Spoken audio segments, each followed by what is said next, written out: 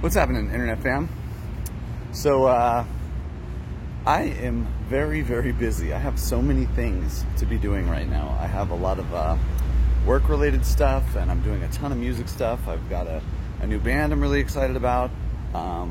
Met a really great drummer last night. We'll see if he wants to do it. Great bass player, great guitar player, and a great other singer too I'm working with. My friend Brett died, and that's kind of a big deal. And it hasn't really hit me yet. You know, I just found out 2 days ago. First thing in the morning, his brother Jim called me. Jim, if you're out there, I love you, brother. And I want to do some kind of eulogy for Brett. I probably knew him better than anybody, if I'm being honest. I mean, I knew the guy since the 80s. I knew a guy since the 80s. Isn't that crazy? And he died, age 44. So I definitely want to tell some stories and just kind of have like a little remembrance of him. But I don't have any time to do any of that. I can't work, can't do music, can't do a eulogy for my dead friend Brett. Can't plant a garden, build a house, or any of the normal things I like to get up to. Because I am going back to the courthouse again. I've been going down there so often, so frequently, and it's not fun. Court sucks. It's not fun at all. But I'm very stubborn, and I care about my kids a lot, so I'm going to keep going to court over and over and over again. Basically, we had a hearing in January, at which I was granted visitation 3 times a week.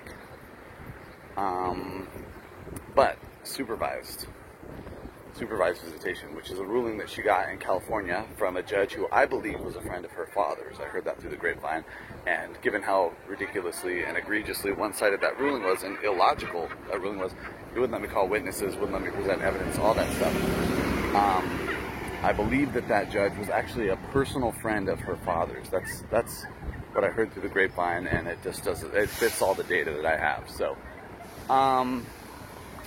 I need supervised visits with my kids. This despite the fact that I have no criminal record of any kind, no history of violence, malfeasance, drug, alcohol abuse, nothing. I do drink a little too much coffee. Had a little too much coffee today, for example.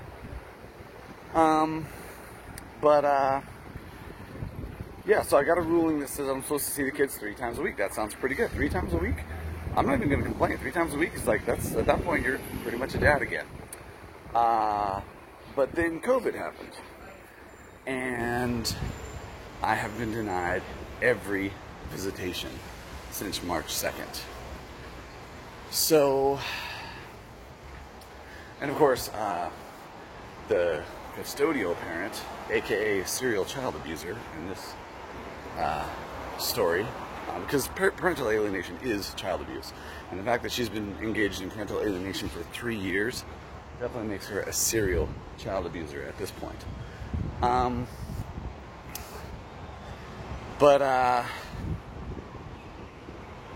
She said, we don't have a supervised. No, none of the supervisors will do it, so the kids just aren't going to see their dad at all. So I haven't seen the kids since March 2nd. Now, before that hearing, we were doing video chats 3 times a week.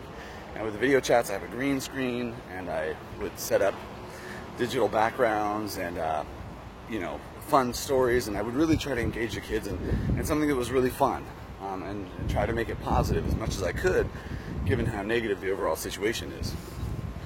And so the video chats were going kind of well. I mean, they weren't going perfectly, but they were going a lot better than the phone calls, and honestly better than some of the physical visitation, because when you're in these physical visitation scenarios, they're always trying to limit what you can say, and they're kind of like watching you, and they're putting a lot of stress on you and the kids.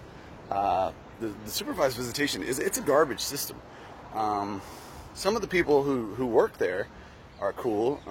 Jerry down at PACT is really cool. Some of the other people at PACT are really nice, good people trying to do the right thing. But they're trying to do the right thing in a system that is inherently broken. So it's rare that they can actually do the right thing. And in fact, a lot of the times, the things that they end up doing are contraindicated for the health and well-being of the children, first of all, and definitely for the parents, both the non-custodial and custodial parent. So that's just the reality of the system that we have set up in this country, which our tax dollars pay for. As usual, you give the government money, they use that money to screw you, basically. And there's certainly, I think, the family court system is one of the #1 ways in which we are being screwed by unconstitutional, immoral, unethical, irresponsible, and evil government, basically. So I haven't seen the kids since March 2nd. And if you know anything about parental alienation, there's a lot of literature out there about parental alienation. It's a pretty serious issue. It's leading to a lot of the issues that our society has in general. Drug abuse, alcoholism, suicide, violence. All of these are indicated by parental alienation. Victims of parental alienation are way more likely to have so many health issues, mental health issues. It's really, really, really bad for all parties involved. And it's especially bad for the kids, of course.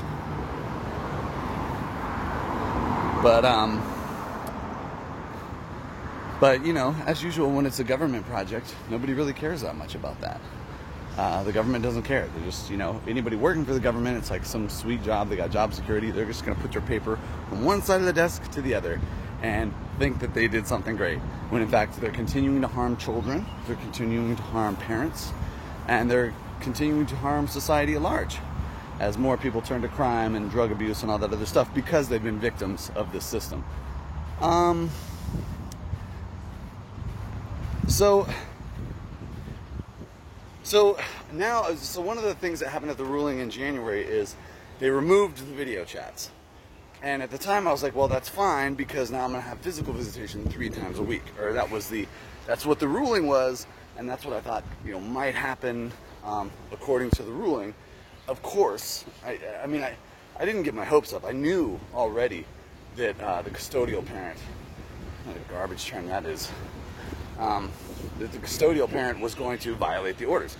She's violated every single visitation order that we've gotten in all 3 states, consistently and repeatedly.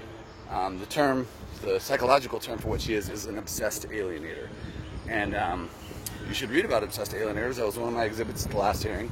I don't know if the judge didn't read the exhibit, didn't understand the exhibit, didn't believe that that's what she was dealing with. I'm not really sure.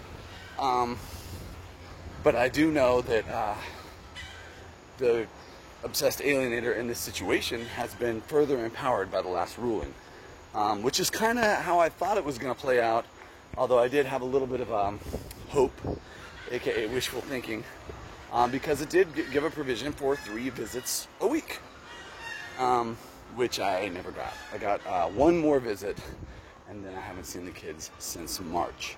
So I haven't posted that much about it. Really, it's just depressing.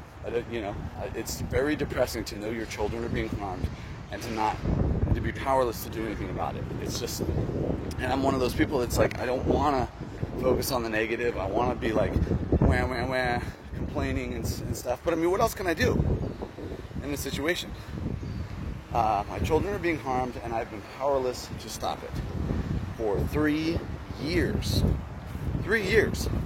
And those of you who know me, I mean, I'm incredibly capable. I show up on time with a good attitude, high energy, part of which is coffee fueled, I'll admit. And I'm very persistent and pugnacious and reliable, and almost anything I've ever tried to do in my life, I've succeeded at. So to fail so miserably for 3 years and to watch that continuously harm my children, I mean, if I can't win in this situation, then obviously the system is broken. Because there's no way somebody who's made the sacrifices that I've made should be failing in this way. There's just no way.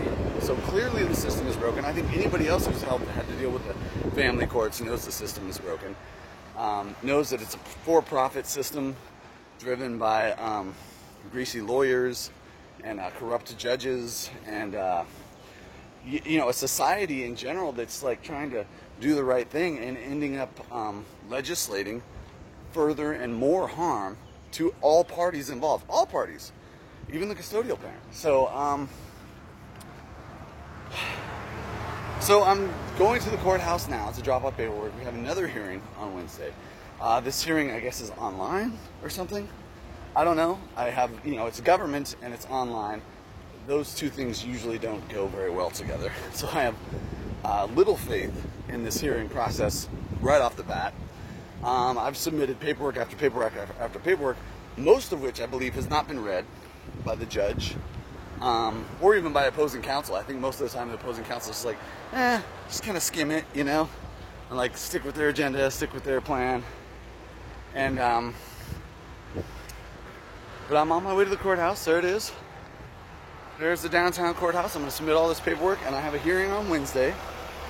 If you want to send positive thoughts or prayers or whatever, you know, advice on how to carry myself or behave during the online hearing. This COVID thing has eliminated all due process, has eliminated all legal recourse. You know, I mean, and not that I had any anyway because of this unconstitutional and illegal and immoral family court system. So, I don't know, this is just an update. I have a lot of friends. I haven't talked about it for a while. This is where I'm at. I haven't seen my kids in 6 months. I still have never violated the restraining order. The restraining order that was given to me based on Facebook memes that I didn't post. So it's like, oh, there was a meme somebody else posted to your page. Clearly you're an unfit father. It's like, okay, not that funny, you know, a year and a half later, living, you know, 20 minutes from my kids, not having any access to them, can't send them presents, can't send them letters, can't send them emails, can't video chat with them, can't physically visit them. And again, I have no record of any kind, none. No, I mean, other than a couple of minor traffic tickets, like parking tickets. I mean, that's it. That's the extent of my criminality, and yet they're not allowing me to see my children at all for 6 months. So I'm filing paperwork. I have a hearing on Wednesday. Again, if you want to send positive vibes or prayers or whatever, go ahead. I don't even know if I believe in all that stuff, but I'm at the courthouse now. Everybody's wearing a mask because CNN told them to be terrified. Anyway, all right, talk to you in a minute.